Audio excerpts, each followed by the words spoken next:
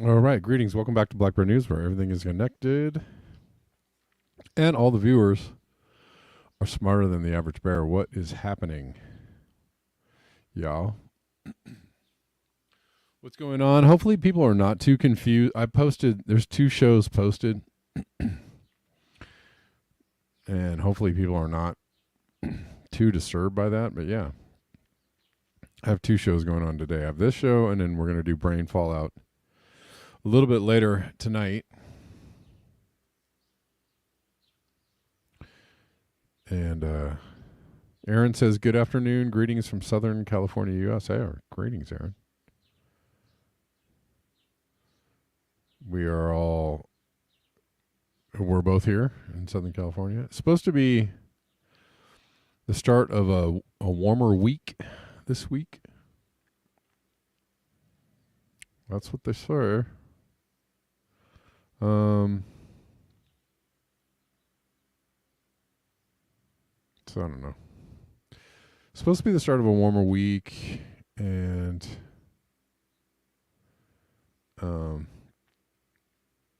it's not too bad right now. It's not terrible. So we'll see how the show goes. Hopefully it doesn't, get too uncomfortable in here. I'll tell no. No. We'll do no.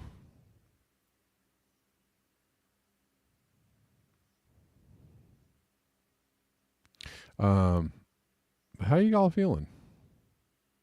Everybody feeling good?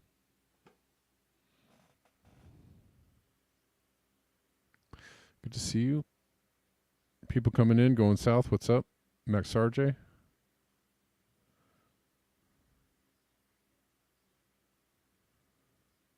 John Glad. Rock Finners, what's up? We got any Rock Finners in the house? It's 4 p.m. here, and we'll see. We're also on Twitter, live on YouTube, Rockfin, and on Twitter.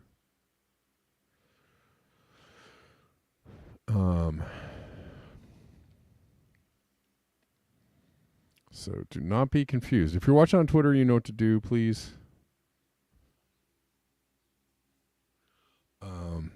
like the video, repost the video, get in the chats and tell me hello. Do it. I command thee. I say unto thee, do it.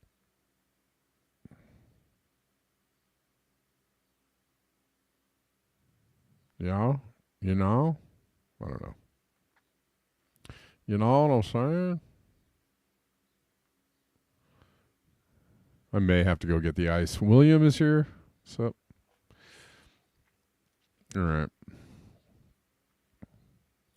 Got quite a few things to talk about today, which is why I have 2 shows posted. But the Brain Fallout show will be, I'm going to keep that one concise, so just probably going to be a bit shorter of a show. Oh, all of a sudden I have sound.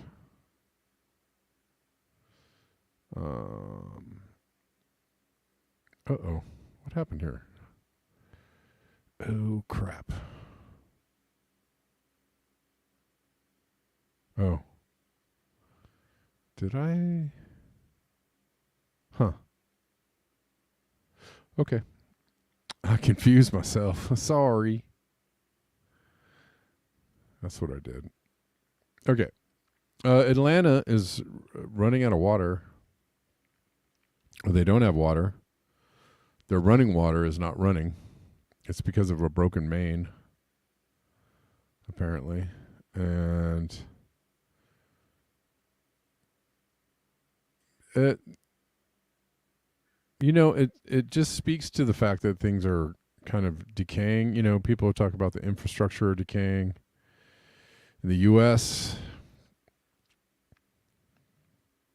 And I feel like there's a few angles to take on that, which is, sure, the infrastructure is decaying. Absolument. Absolutely.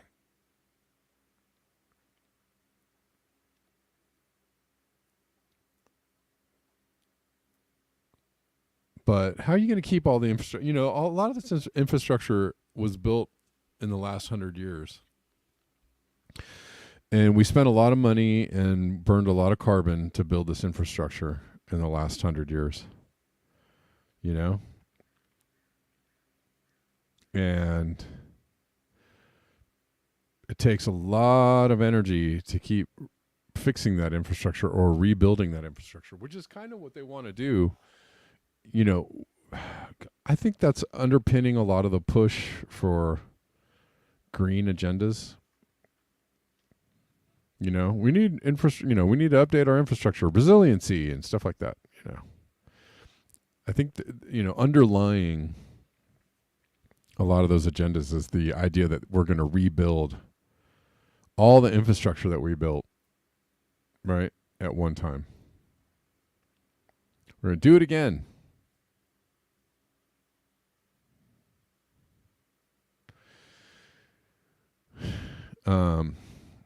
And we don't really have the carbon budget for that. We don't have the money for that. We don't have the political, will for that. We just have, kind of not only a decaying infrastructure, but a decaying agencies that are supposed to oversee stuff like this or keep us going. And this is kind of the predicament that we're in, or an upshot of the predicament we're in is that, infrastructure is decaying. The economy is falling apart. People are losing faith in the system. People don't have savings, and people don't have money, and people certainly don't have food.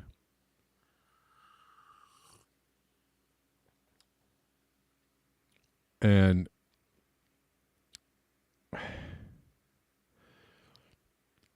people are saying like, well, but everything's falling apart and we need to rebuild everything and things need to be fixed. And like, so from one level, one angle of the socioeconomic,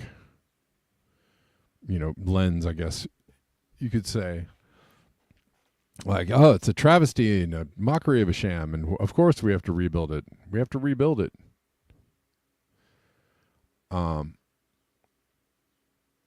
Or else nobody's going to have anything. And then there, from another angle, you might say we've plowed the earth under angle. Humans have done a really good job mucking things up angle. From that angle, you might say, well, let it go. Do something different. But man, there's a lot of people on the planet that rely on this infrastructure to keep going, to keep things going. And that, it really underlines the predicament that we're in. Even if we wanted to replace and repair all this infrastructure, there's not much left to do it, right? There's not much economy, money, carbon, budget. There's not much left to do it all with. So where that leaves us is kind of at the end of the Club of Rome graphs, right, where everything is going down, right? Pollution, pollution went up, population went up, temperatures, destruction of the planet, everything goes up and then goes down.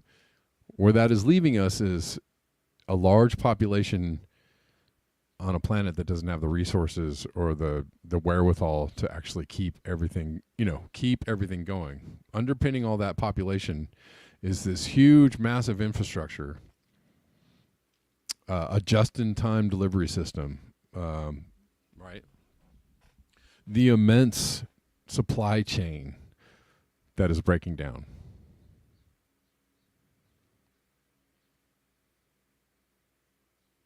You know what I'm saying? I mean, we built this thing up so big because it's more and more and more. More people need more things, and we got to give it to them. But, the ability to keep giving people all the things is slowly going away. So where does that leave all the people that are going to have less things into the future? Where that leaves people is just figuring it the F out, I guess. It just leaves people figuring it out. And, it might sound a little bleak.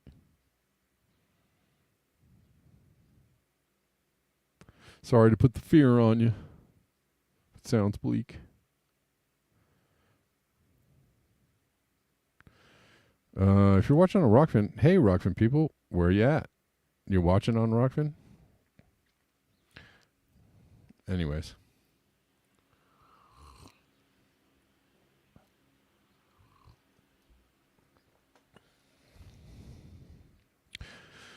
The water crisis in Atlanta exposes the problem with running public utilities like a for-profit business. And then there's that. There's the libertarian dream that big government is bad and we just, right? Capitalism will take care of it all. If we just, the free market, it's going to think, pop-a-doo. Socialism is bad. Socialism is actually the government running things that are for people and not for profit. That's, kind of a big part of socialism. And when you allow the government to sell off all these social services to private industries, what happens is you get crap. You get the crap end of the stick. So actually, the free market and or capitalism is actually the crappier version of what anybody might expect to get. Sorry to tell you that, but it's true.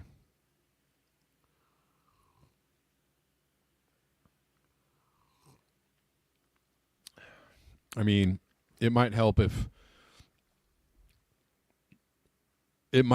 these private companies weren't subsidized by the government or weren't given handouts by the government or weren't given sweet government contracts. Maybe were forced to sink or swim by their own merit.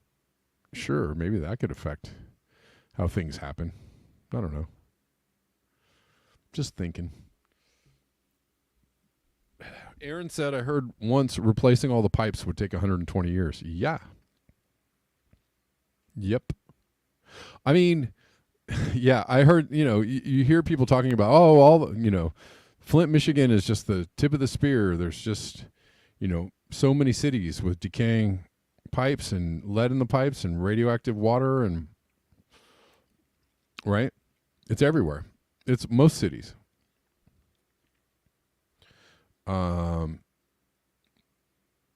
Just the current system as we have it set up is not built to actually take care of any of that stuff. Why? Because we live in a banana republic and they're sending, trillions of dollars overseas to start wars. That's really important. And I'm going to, I do want to talk about a bit of the old military. In my other show, I'm going to talk about the military industrial money laundering machine. So if we could check the corruption and actually put the money where it is needed, we might have public services being fixed up and repaired, but we don't. We're in the end stages of disaster or vulture capitalism, whatever you want to call it. And it leaves people feeling like, well, every person for themselves. Say it ain't so. Say it ain't so. Did I read this whole thing? I guess. Anyways, if roads can be heavily subsidized by taxes, why can't our water systems? The result is failing infrastructure that is impacting the health of thousands of people. And yeah, Atlanta, they have a boil order in place. They say they're going to fix it by tonight. So, or that's what they said. Imminently will be fixed, but we'll see. We'll know tomorrow.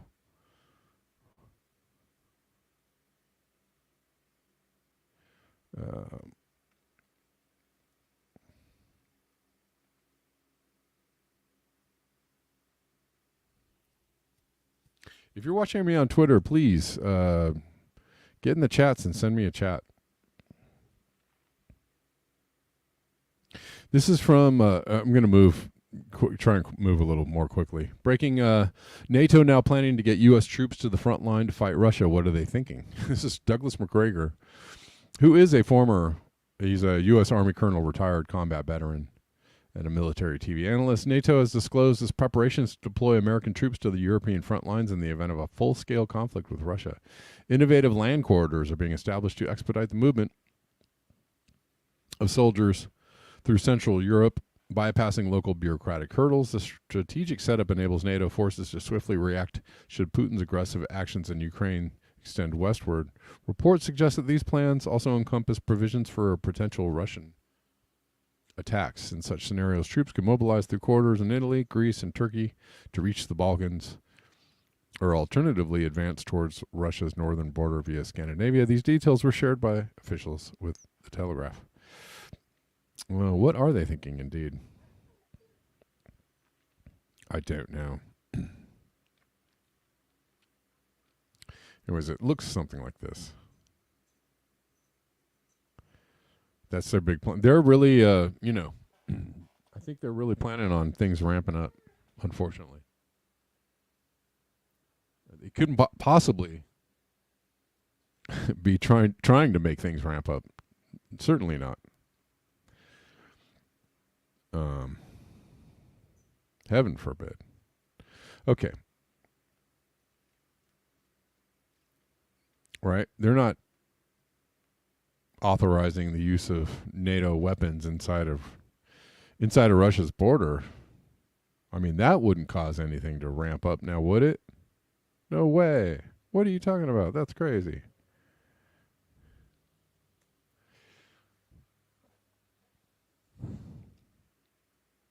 It's crazy talk.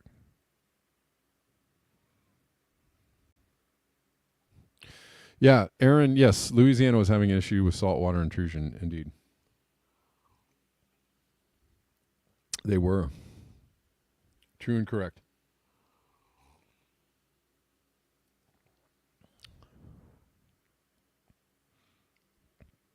This from the Guardian Environment. Oceans face triple threat of extreme heat, oxygen loss, and acidification.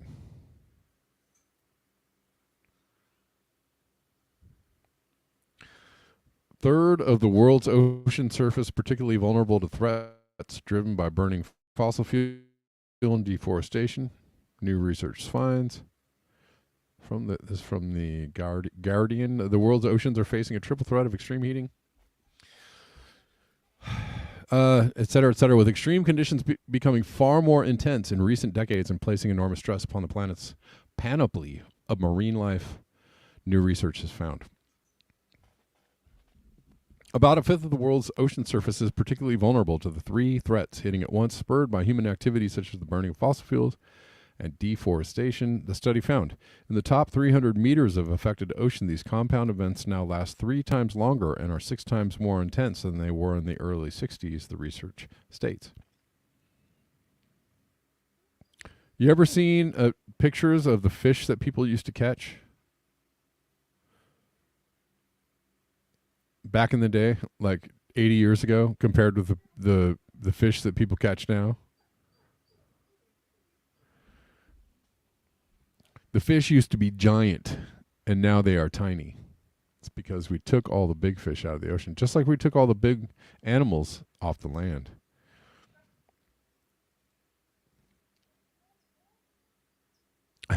My dog is having a good time trying to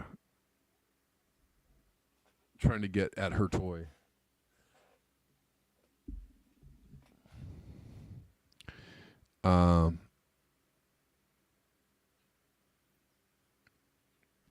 About a fifth of the world's ocean surface is particularly vulnerable to the three threats hitting at once, spurred by human activity. And I read this. And let's see. The study's lead author warned that the world's oceans were already being pushed into an extreme new state because of the climate crisis. The impacts of this have already been seen and felt, said Joel Wong, a researcher at ETH Zurich, who cited the well-known examples of the heat blob that has caused the die-off of marine life in the Pacific Ocean. Intense extreme events like these are likely to happen again in the future and will disrupt marine ecosystems and fisheries around the world. And there's always the feedback of like warmer oceans causing more warmer air and land temps, thus causing warmer oceans, thus causing, etc. Climate scientists have been alarmed by the relentless onward rise of heat in the ocean, which has hit extraordinary heights in recent months. The heat has been literally off the charts. It's been astonishing to see, said Andrea Dutton, a geologist and climate scientist at the University of Wisconsin-Madison, who is not involved in the new research. On top of the heat, which forces fish and other species to move if they are able to more suitable climes, the oceans are also paying another heavy price for soaking up huge volumes of heat and carbon dioxide from fossil fuel emissions that would otherwise further warm the atmosphere for people on land. The extra CO2 is making seawater more acidic, dissolving the shells of marine creatures, as well as starving the ocean of oxygen. Yeah. Oh, I know, Bella, I don't know what's going on. People like the video. And if you're watching on Rockfin, like the video. And if you're watching on Twitter, like the video and retweet the video and repost the video. And also say hello if you're watching the video on Twitter or X or whatever you want to call it.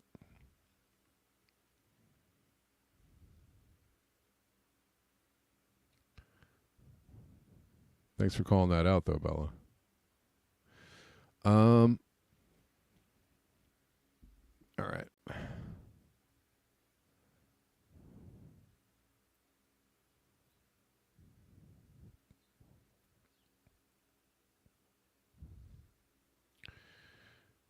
This is what is going on in the Danube,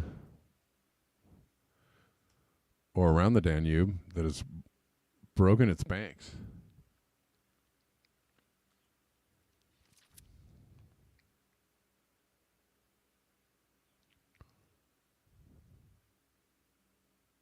Massive flood after River Danube reached a water level of almost 10 meters in the Passau of Lower Bavaria, Germany. This is from today. Can you see it? Can you see it? I don't know. Maybe not.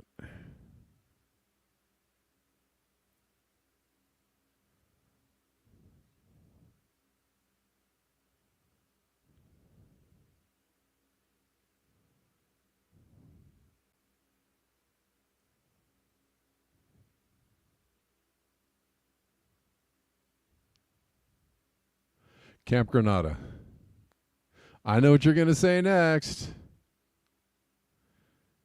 Here I am at Camp Granada. It is very entertaining. Say it might be fun when it stops raining. Take me home, oh mother father, take me home. Camp Dumato. Yeah. Jay Gibbons says ocean flood warning from New York City to Delaware today and tomorrow, along with air quality alert for the same area. Yar.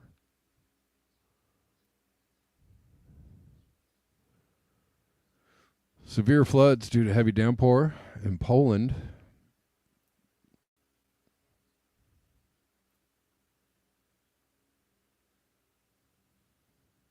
Poland looks like West Covina in this picture. This looks like somewhere in strip mall land.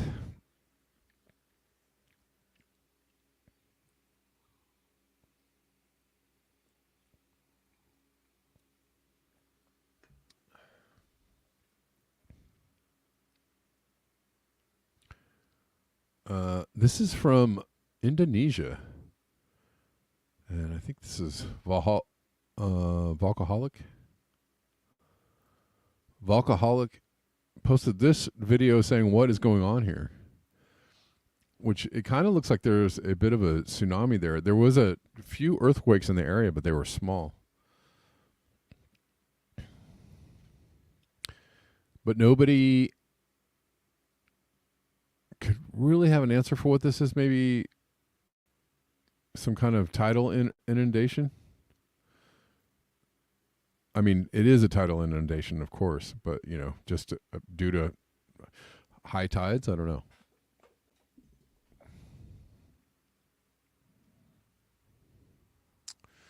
Gregory says, in the Pacific Northwest, around every 18 years, we get tons of rain in May and June and some flooding in June. Hopefully this is one of those years. Well, might be. It's already June. Did you guys get anything in May? California got a ton of rain. I mean, and Southern California too, here where we're at, got just a ton of rain. So I don't know. I hope you guys do get some rain. But this is just some very random, just a king tide, I guess. I don't know. Rockfinners, where you at? There's only Osama. There was only Osama on Rockfin. Or at least leaving a comment.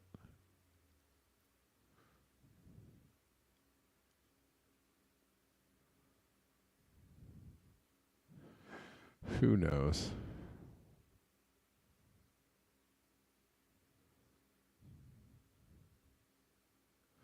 Let's look at this from Max Wilbert.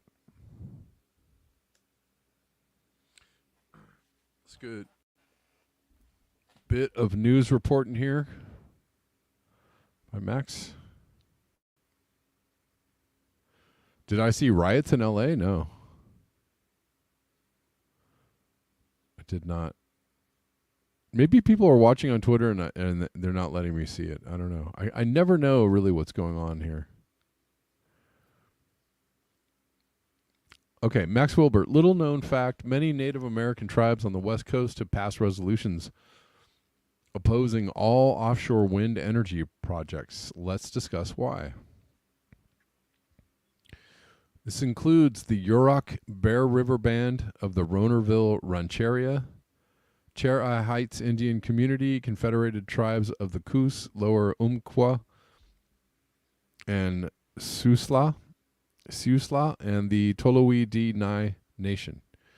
The National Congress of American Indians has called for a moratorium because the offshore wind turbines currently being planned for the coasts of Oregon, Washington, and California could change oceanic currents that power the entire offshore ecosystem.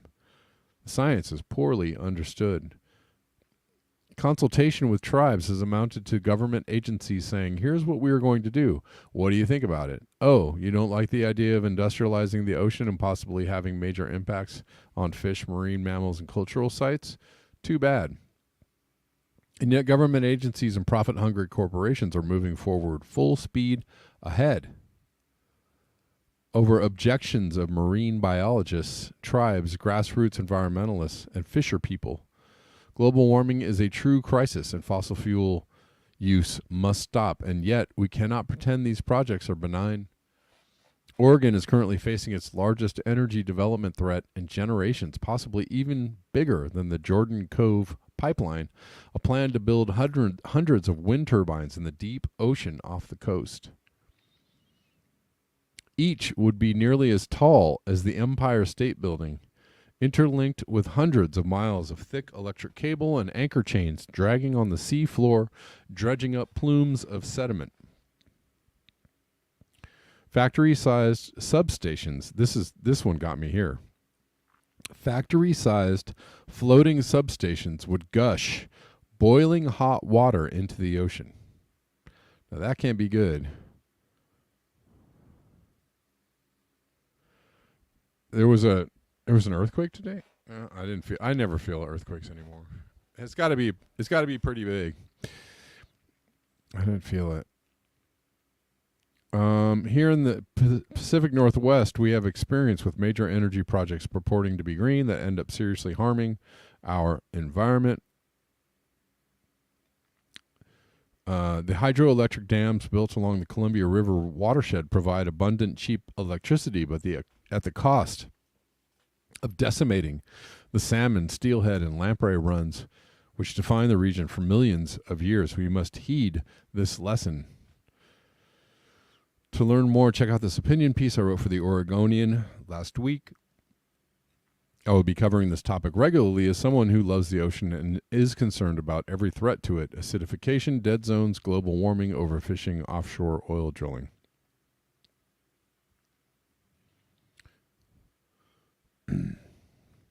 Good thread from Max.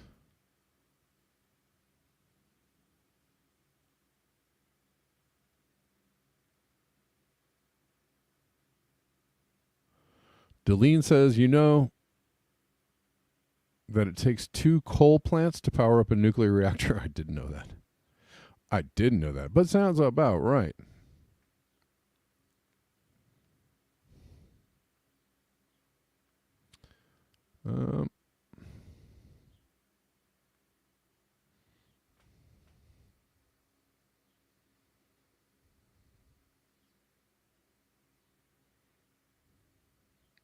Let's see. Let us see. We can see. Now it's starting to feel a little bit warmer.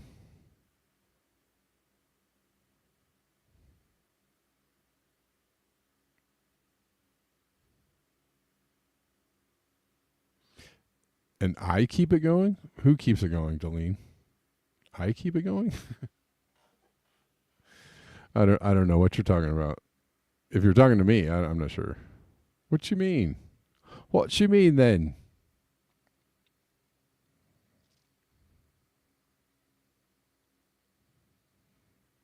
Timothy says they changed the water temp at the Pelton Dam on the Deschutes, ruined the river to warm now bass in the river.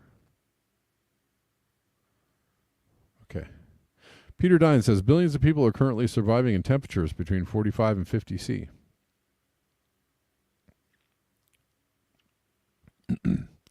This is only at a 1.5 C global increase. At 2 C, these regions will become unbearable for long periods of the year. The lack of a coherent plan for this is shocking. Mitigation is urgent. What's the plan, Stan? What is the plan? Too warm now for the bass in the river. Okay, I got it. Yeah, what is the plan? If large areas of the planet are going to be uninhabitable, to keep the reactor powering, a nuclear reactor cannot power itself. Yes, this I know. Right, the reactor. Yeah, you have to be connected to the grid, right? You have to be connected to power. It's kind of like everything else, especially AI and the data centers and the everything that must keep going. The hospitals and the infrastructure. Everything must be tied to a power grid that is not intermittent. Exactly right. Exactly right. Now, I don't know what the plan for this is. The plan is what? Get the hell out? I mean, I don't know. Explain to me coherently what a plan actually looks like for this. Now, there are people that are talking about, using plants and trees, restarting the hydrological cycle to cool areas of the planet. And then that sounds like a damn fine mitigation tactic. But once it gets too hot, there ain't no growing the plants anymore and the trees. There's no planting them and growing them. Not through a whole season because they're gonna expire. So the plan,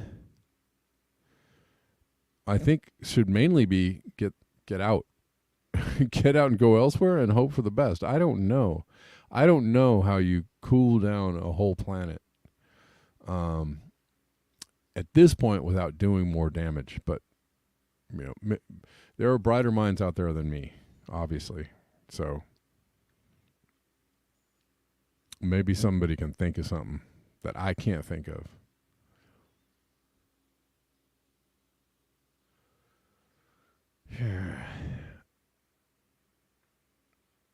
If I think of something, I'll let you know.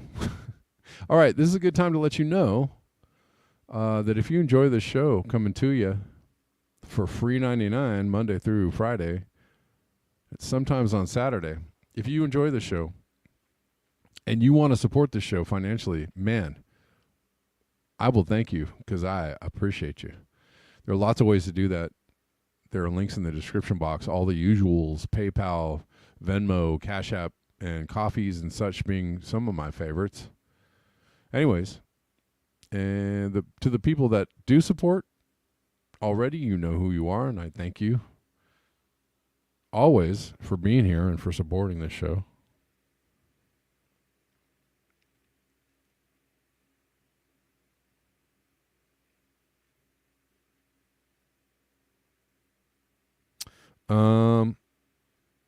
Let's see.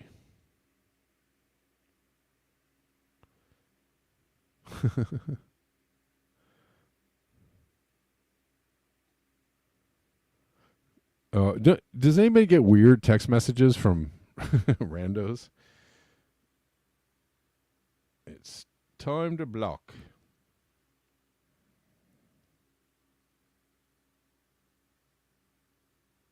Mm-hmm.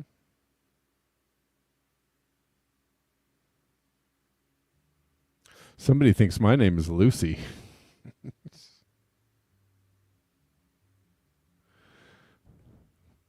Anyways, let's keep going. Want to look at this article? So yeah, somebody's calling me Lucy. Lucy, don't you remember me? I'm like, yeah. Clearly, you don't remember me. You got that wrong number. What you doing later, Lucy? Exactly.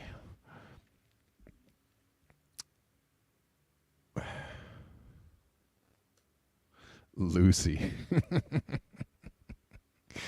It's funny. From Politico, just brutal why America's hottest city is seeing a surge in deaths. Climbing temperatures are colliding with a lack of planning in Phoenix. Hundreds have died. This is from May 28th. Summer burns in Phoenix, scorching pavement, blisters, uncovered skin. Pus, oozes from burned feet. And bacteria teeming wounds fester under sweat-soaked bandages. For people living on the street. That is quite an image. They might be the lucky ones. Relentless heat led to 645 deaths last year in Maricopa County, the most ever documented in Arizona's biggest metropolitan area. The soaring number of heat mortalities, a 1,000% increase over 10 years, comes as temperatures reach new highs amid exploding eviction rates in the Phoenix area. Yeah. Right? Everybody's getting evicted. What's happening? There are a bunch of banks that are set for insolvency because they're exposed to what? Residential real estate. Because why? Everybody's getting evicted. Man, that sucks.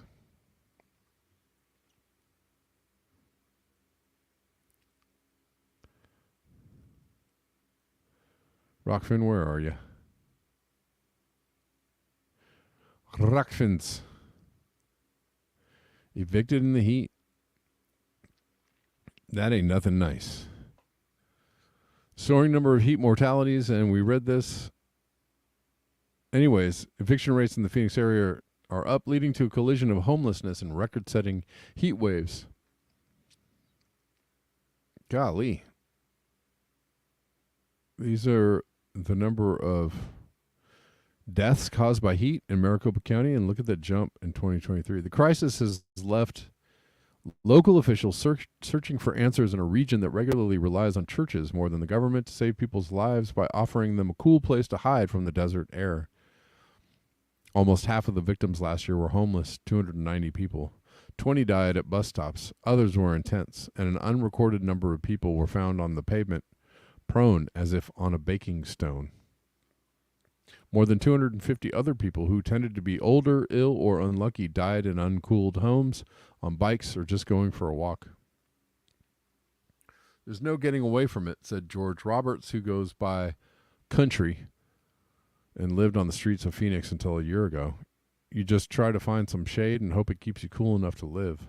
Phoenix officials are trying to reduce this year's death count, but their fleeting plans hinge on temporary funding. They're using nearly $2 million in federal pandemic relief funding to operate new cooling centers. Y'all still got some pandemic relief funding? Wow.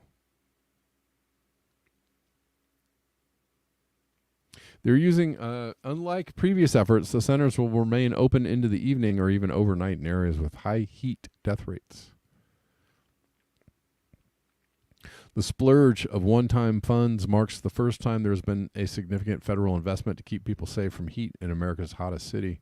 Strapped for cash, municipalities are often left to fend for themselves during withering heat waves. Nowhere is that more true than in Phoenix, which is facing a collection of crises all at once: crashing budgets, rising homelessness, and the prospect of a super hot summer turbocharged by climate change. It's unclear what will happen to the new cooling centers when the pandemic funds run out in 2 years. We are lucky this year we have funding, but we need to be able to maintain that, said Maricopa County Medical Director Rebecca Sonnenschein said. It's critical for people's survival. Phoenix's heat safety net is struggling to save people, leaving officials who oversee the program bewildered at the lack of money as deaths soar. With no stable federal funding, the location of cooling centers and bottled water distribution points changed each year, depending on whether fleeting resources will be provided by the city, county, or state. Churches and local charities supplement government aid with their own donations of water and cool spaces. That's ludicrous, said David Hondula, Phoenix's Director of Heat Response and Mitigation. Every winter in New England, are the churches trying to raise money to buy the snowplow? And then that's the only snowplow the community has? I'm guessing not, Hondula said in an interview. Though heat has killed hundreds of people in Maricopa County every summer for the past 4 years, the idea that heat can be deadly is newly shocking to many decision makers, said Melissa Guardaro. What? You mean you can die from the heat? Well,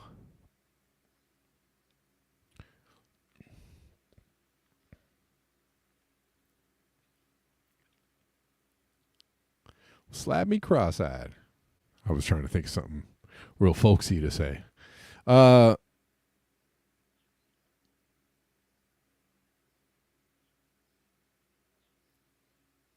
Heat kills people who aren't in the social circle of those in charge, and the people in power need to understand that it is through no fault of these vulnerable people that they are at risk.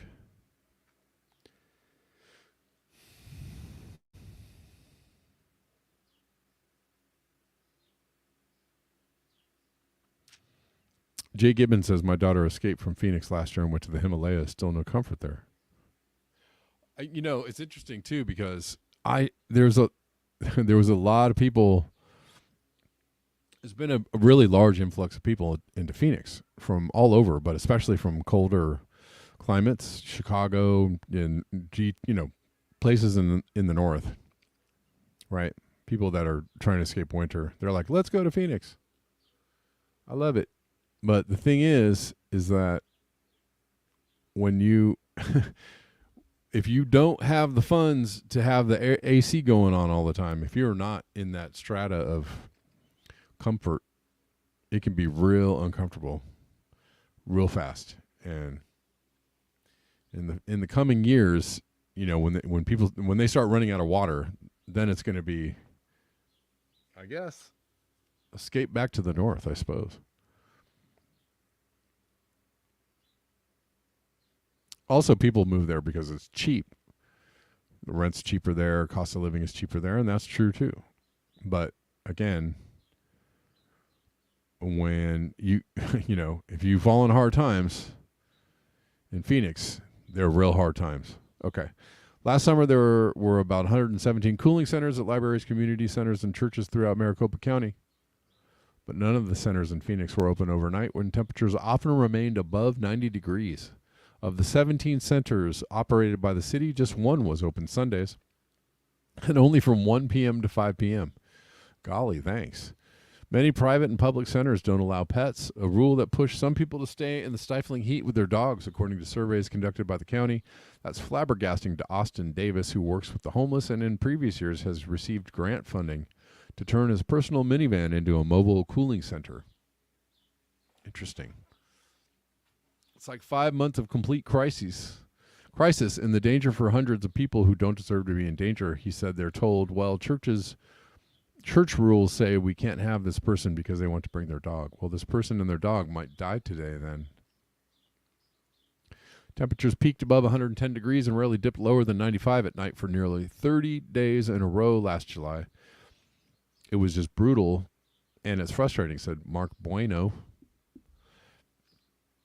Outreach Medical Director for Circle the City, a nonprofit that provides health care to the homeless. Last summer, his doctors treated heat-caused dehydration, organ damage, pavement burns, and rhabdomyolysis, a process of muscular breakdown linked to methamphetamine use. There's a limit to what we can do for them, he said. I can give some extra water or an IV bag, but it's not going to solve the issue. What they really need is a house. The county medical examiner recorded 645 heat-related deaths last summer. Nearly 400 of them occurred in Phoenix, where half of all deaths were among the unhoused. 1/3 of all heat-related 911 calls in the city occurred outside of regular business hours when cooling centers were closed. Consequences of not having extended hour and overnight capacity became apparent last year, said Handula, the city's heat official. Phoenix's population is booming, making it the second fastest growing U.S. city from 2021 to 2022, according to U.S. Census Bureau. That's also when heat deaths started to surge after the U.S. Supreme Court ended a pandemic-era eviction moratorium, pushing more people onto the streets. Now heat is the second biggest killer of homeless people in the county, behind drug overdoses.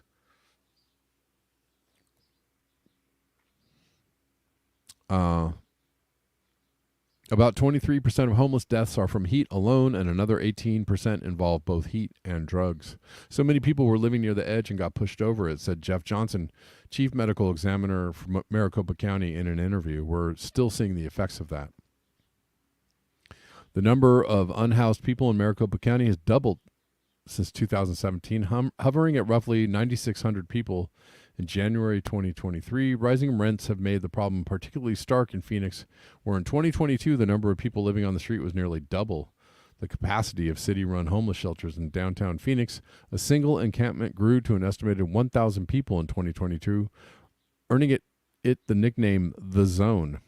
The same year, the city was sued twice over its treatment of homeless people.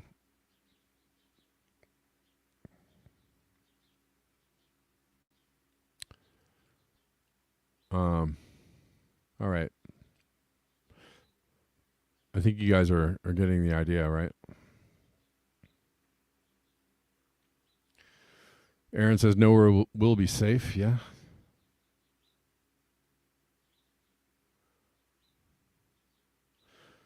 Aaron says someone I knew moved from Oregon to Arizona, tried to convince them otherwise. Yeah. No, don't do that.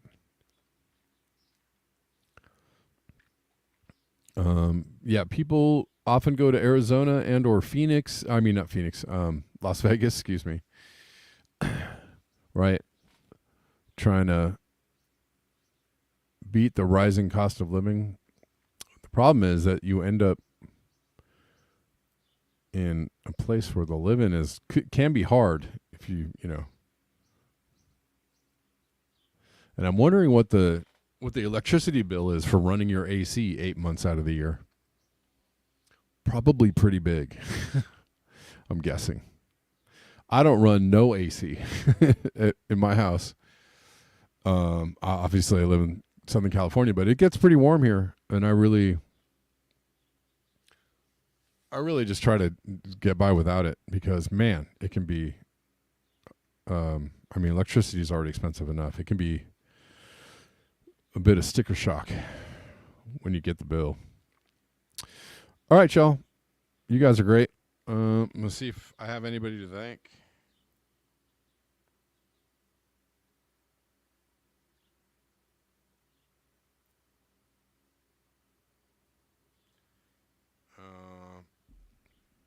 I will be. You live in AC land? In AC land. All right, so I'm going to be back here in about an hour and a half for Brain Fallout. Come watch the Brain Fallout show. I feel like I'm probably going to have to do it on Rumble soon. I'm going to do it on YouTube again today, but I don't know how long that's going to last. So, guys, if you can go over to the Black Bear News Rumble and just get yourself acquainted with the channel. Because the next Brain Fallout, I think I'm going to just go over to Rumble. Or maybe what I'll do is, I don't know if I can start the show on YouTube and move to Rumble. I don't know how hard that is to do. Not sure. Not sure I want to do it mid-show, you know. Slap me silly and call me Susan. Is that what I was trying to say? Or call me Karen? I can't even remember what I said. What did I say? Slap me silly and call me cross-eyed? I don't know. Or slap me cross-eyed and call me silly. I think that one works. I'm not on Rumble tonight. I'm gonna be on YouTube, Bella. I'm gonna be on YouTube. Just gonna have to be slightly careful, and maybe I'll do. I just want to get everybody used to the idea of watching the show first of all. But then once we get there, I'll just maybe switch on over to YouTube. All right, guys. Let's see. I'll see you at 6:30. Brain Fallout. Thanks for your eyes, your ears, and your conscience. And especially thank you for the conversation. Until next time, peace.